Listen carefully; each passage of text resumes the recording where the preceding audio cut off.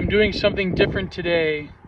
I'm going to paint on a scale I don't usually paint, but we'll see how it works out. I am painting on a horizontal scale, and you can see all my delicate piles of grays that I've amassed. And I'm just trying to nail that section, which I don't want to be right in the middle, but you know, it's with a panorama painting, you can almost like give yourself, you can, you know, afford yourself a bit of room to experiment and sort of violate the rules of having the focal point right in the middle.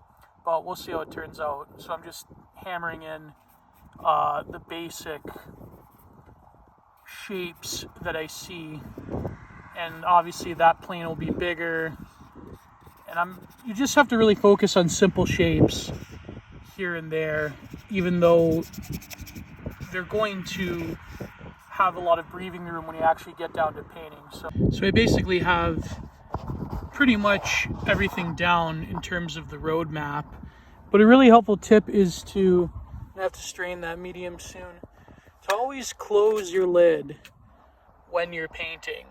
You know, you don't want to be breathing the fumes in during the whole session, even outdoors, but you know. I just hammered in a lot of the details.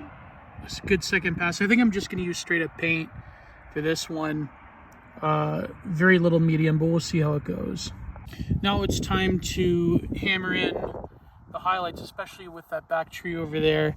So I'm trying to, like I said before, use as little white as possible. So we'll see how it turns out, but started getting like a lot of those orangey tones that you find in deep autumn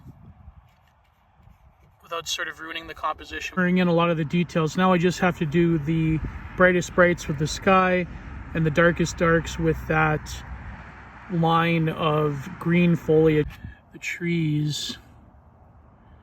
You have to remember that the sky color, when you're placing a lot of sky holes into the trees, they have to be a bit darker than the surrounding sky because you're seeing the light through the sky holes. The only thing left to do is use a tiny bit of medium to hammer in all of those tree lines.